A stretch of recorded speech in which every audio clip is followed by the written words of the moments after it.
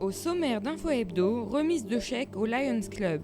Et tout de suite, partons à Dembar, où des chercheurs italiens sont venus pour étudier notre sylviculture.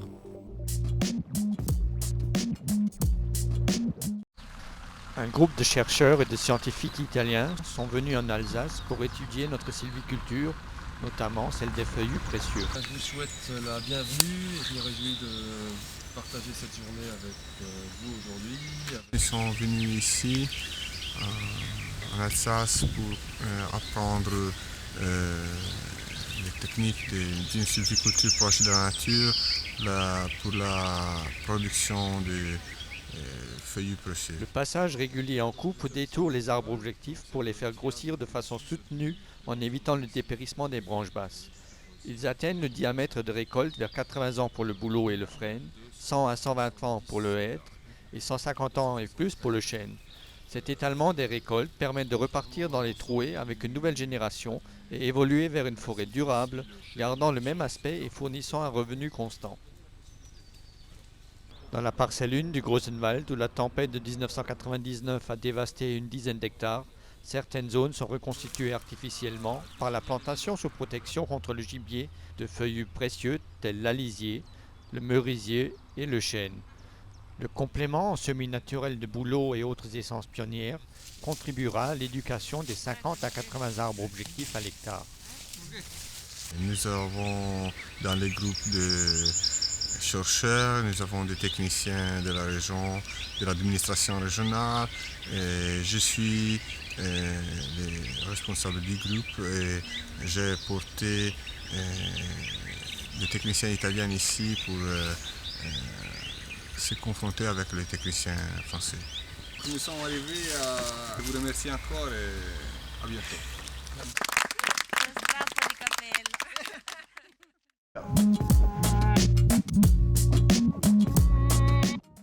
Voilà. Le Lions Club offre un chèque de 3 000 € à l'Association des paralysés de France à Niederbronn. Un chèque qui servira à financer un voyage à l'étranger, entre autres, comme nous l'explique Myriam Patou, coordinatrice du Bas-Rhin avec l'association APF. Disons, nous, notre projet donc, était effectivement de partir l'année prochaine, donc faire un séjour de 8 jours à peu près 40 personnes. Donc c'est vrai que ça va être une grande aide pour nous, pour pouvoir organiser ce voyage, pour qu'il y ait des jeunes aussi qui n'ont pas beaucoup les moyens de pouvoir partir avec le groupe jeune.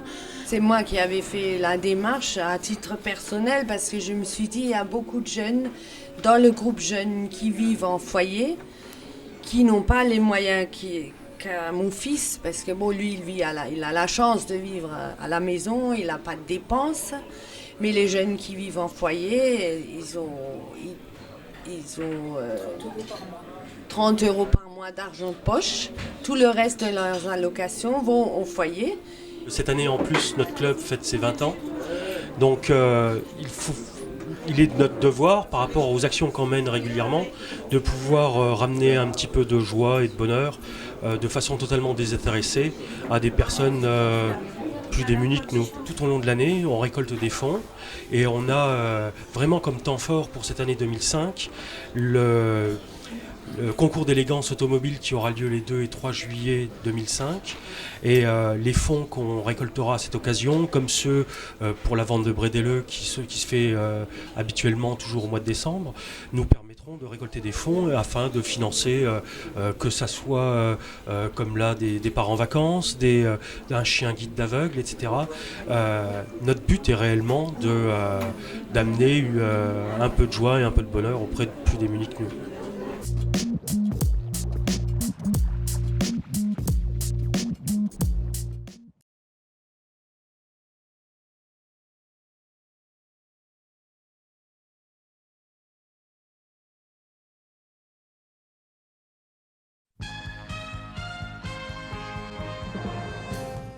Proximité, fraîcheur, prix bas. À votre service tous les jours.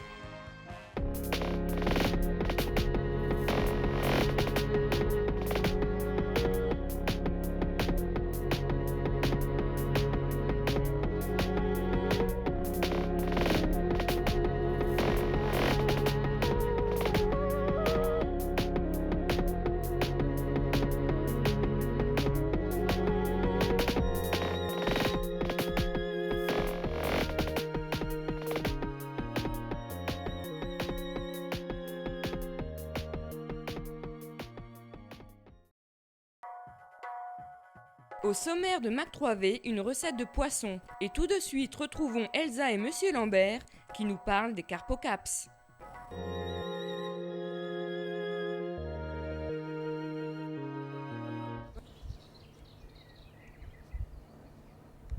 T'es sûr qu'il n'y a pas de verre? Je sais pas. Tu sais pas? Parce que regarde là. Là, je te montre des Reine Claude et là des Mirabelles. Et si je les ouvre, tu vois, elles ont toutes un petit point là. Celle-ci un petit point. Et si je les ouvre, qu'est-ce que l'on va voir? Regarde, il se promène là. Tu le vois? Il est blanc. Ce verre, il a été pondu, c'est un hoplocampe. Alors, dans ta pomme, a priori, il n'y a pas de verre, mais s'il y a un verre, penses-tu que c'est la même chose s'il y avait des verres? Bah non. Non, non, c'est pas ça. Le verre de la pomme, c'est un carpocaps. Alors, le carpocaps est un papillon nocturne de 2 à 2,5 cm de long et qui pique uniquement les pommes et les poires. Ça demande beaucoup de suivi. Alors, il est au départ dans le sol sous forme d'une larve. Cette larve va se transformer au mois d'avril, va donner une chrysalide. C'est quoi une chrysalide? Une chrysalide, eh bien, c'est la transformation entre l'état de ver et de papillon. Elle va devenir ensuite un papillon. Et précisément, tu vois que peu après, dans le courant du mois de mai, ceci donne un papillon. Et là, c'est déjà un carpocaps. Comme c'est un papillon nocturne, il est très difficile de le voir. Il va pondre des œufs qui sont de l'ordre de 1 mm de diamètre. La première génération donne donc une ponte d'œufs de couleur verte, ce qui est encore plus difficile à voir, de l'ordre de 1 mm. Et que va-t-il se passer? Eh bien, ces œufs vont mettre à peu près de... T'as une idée? Non? De jours. Non. Ils vont mettre à peu près de 7 à 15 jours pour éclore. Alors c'est précisément 2 jours que va mettre la larve de la feuille pour aller à la recherche du fruit. Et voilà, je t'ai dessiné l'intérieur du fruit ici. Et la larve va aller vers le centre, vers le noyau. Elle va grossir, elle va se nourrir et elle va retourner, soit se cacher, soit elle va retourner dans le sol sous forme de larve. Après la première génération, on se trouve à peu près vers le mois de juillet. Une seconde génération, fin juillet, vient directement pondre sur le fruit. Et ça devient beaucoup plus difficile parce que là, dès que l'œuf va éclore, va rentrer directement dans la pomme. Et là, on a aussi une action à mener.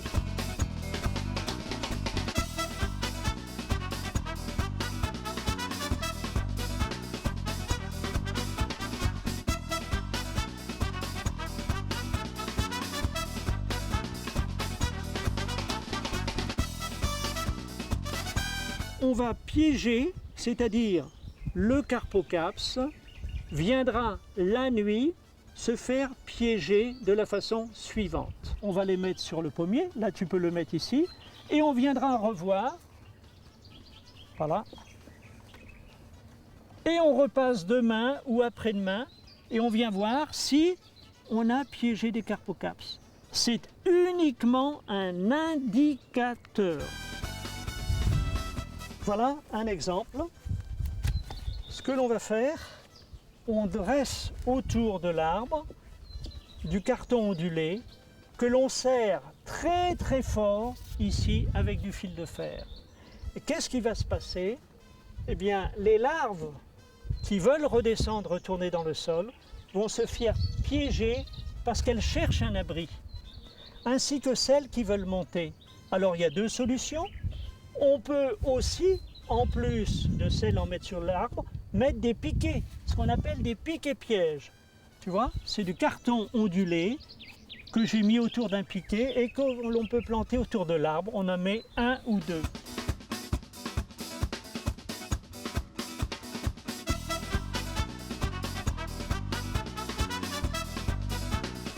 on a vu que c'était pas simple, qu'il fallait faire très attention, avoir beaucoup de suivi. Alors si vous êtes intéressé précisément par cette lutte contre le carpocaps, vous avez vu qu'il y a 2 actions, biologiques et biologiques chimiques alternées. Vous pourrez trouver tous ces conseils auprès des associations d'arboriculture, mais moi je n'ai rien inventé, j'ai consulté ces ouvrages-là, un ouvrage sur les ravageurs et maladies des vergers. Il y a une action de la Gazette des vergers qui était très bien documentée. Et il y a aussi cet ouvrage-là de la Fédération des producteurs de fruits. Il y a aussi autre chose, c'est ce guide de protection des pommiers. Alors là, ce sont les actions chimiques. Et une partie des produits que je t'ai dit sont en vente précisément dans ces comptoirs agricoles, mais également dans les jardineries, dans certaines jardineries. N'oubliez pas, vous pouvez avoir de 3 à 20% de verre dans les pommes, fonction des années et des conditions climatiques. Alors bon courage! Il existe de nombreux points d'accueil autour de l'arboriculture. Vous pouvez notamment contacter les associations de Reichshofen ou Niederbronn, dont les numéros s'affichent actuellement. Vous pouvez également contacter la communauté de communes à Niederbronn, qui a établi un calendrier stipulant toutes les dates pour les cours de taille ou de greffe.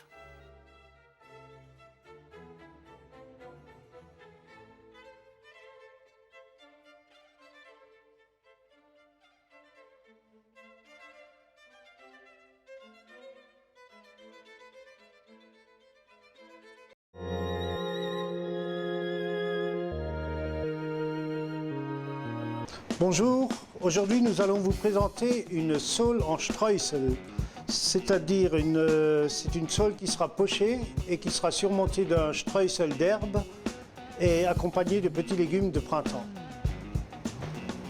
Donc pour cette recette, nous allons lever des filets de saule. On peut évidemment acheter ces filets de saule tout prêts qui seront levés par votre poissonnier, mais alors il faudra surtout lui dire de vous garder les arêtes pour pouvoir confectionner le fumet de poisson. Parce que sans arête, pas de fumée. Ce fumet de poisson qui nous servira à faire notre sauce tout à l'heure. Donc nous, aujourd'hui, on a pris une saule parce que c'est la grande saison des saules. Elles sont superbes, elles sont bien épaisses. Mais on peut très bien imaginer faire la même recette avec un dos de cabillaud, soit des filets de truite, pourquoi pas, un filet de saumon, ou n'importe quel autre filet de poisson, mais en gardant toujours les arêtes. Voilà, on va les parer. Ces saules, nous allons les couper en goujonnettes, c'est-à-dire des beaux petits carrés. Voilà. Qu'on ira mettre sur une plaque tout à l'heure. Voilà, c'est des petits carrés qui font à peu près 5-6 cm de long.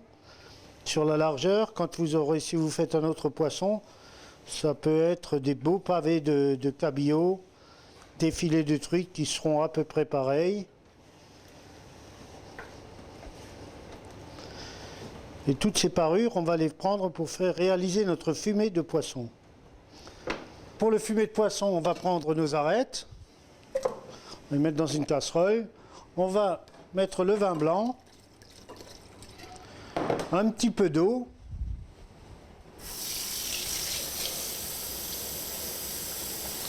et puis les légumes aromatiques, c'est-à-dire les mêmes légumes qu'on pourrait mettre dans un pot-au-feu, du céleri en branche, feuilles de laurier, du persil, enfin tous les légumes, un peu d'oignon, une petite branche de fenouil, du poireau. Et donc on va faire bouillir cela pendant 5-10 minutes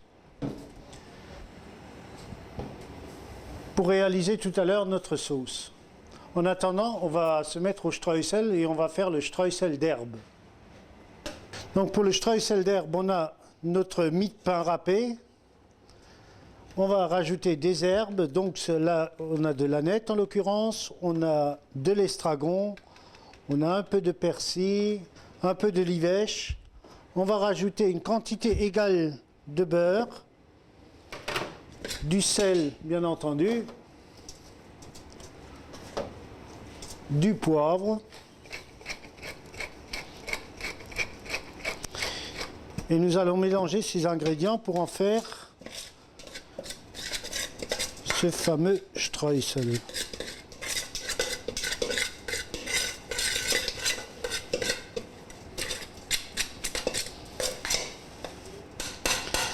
Voilà, alors là, le mélange c'est fait. Nous allons le mettre un petit peu au frais pour qu'il puisse prendre un petit peu. Pour que le beurre se durcisse un tout petit peu. Et pendant ce temps, on va s'occuper de notre fumée de poisson pour faire la sauce. Notre streusel est au frais, on va s'occuper de nos légumes. Donc pour les légumes, on va faire bouillir de l'eau à forte ébullition. Et on va y plonger les légumes un par un. Et très rapidement, et les remettre à l'eau froide pour bien fixer la couleur. Le poireau, on va le couper en grosses lanières. Voilà. Jusque là, c'est très facile. C'est une lanière de poireau qu'on va plonger dans l'eau bouillante.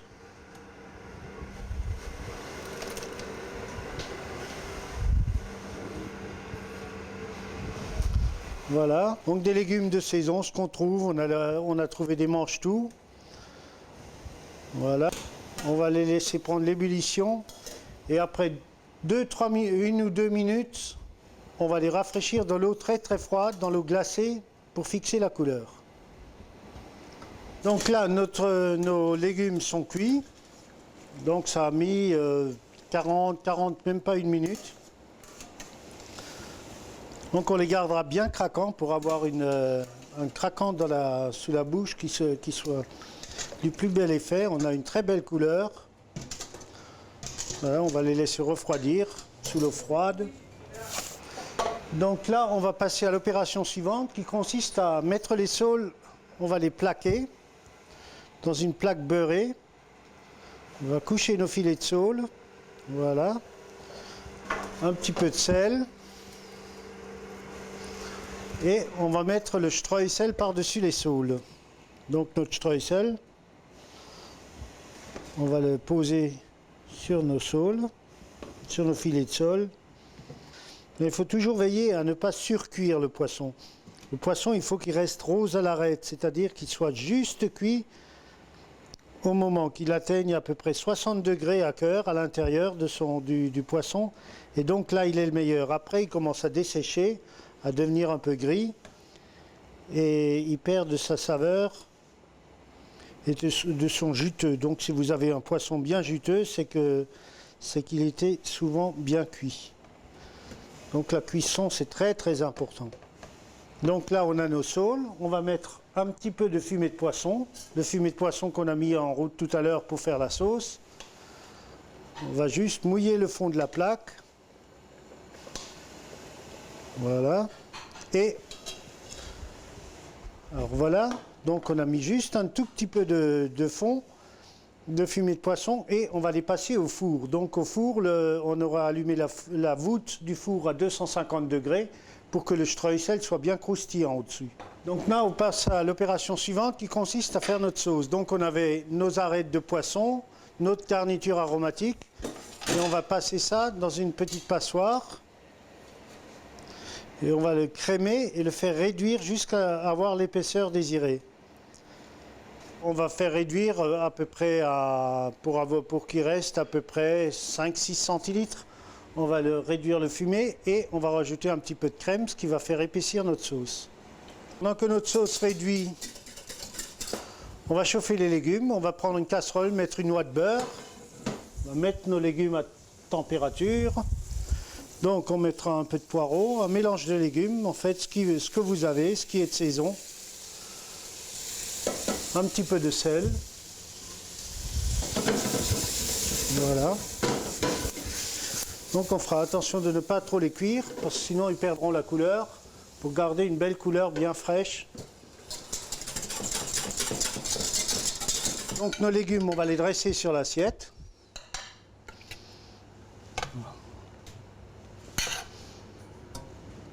Voilà, une petite tomate.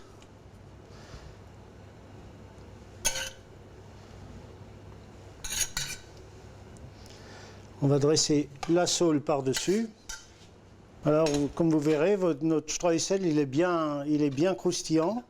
Alors la sauce ici, on aime bien qu'elle soit toujours très aérienne.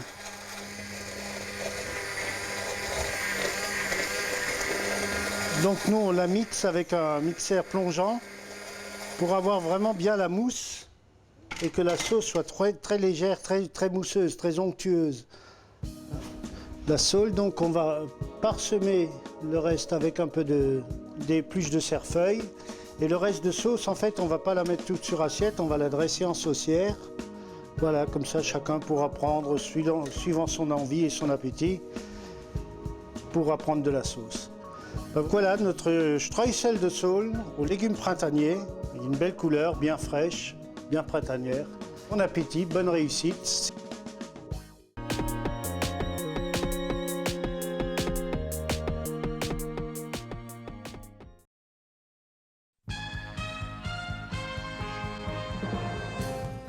Proximité, fraîcheur, prix bas. À votre service tous les jours.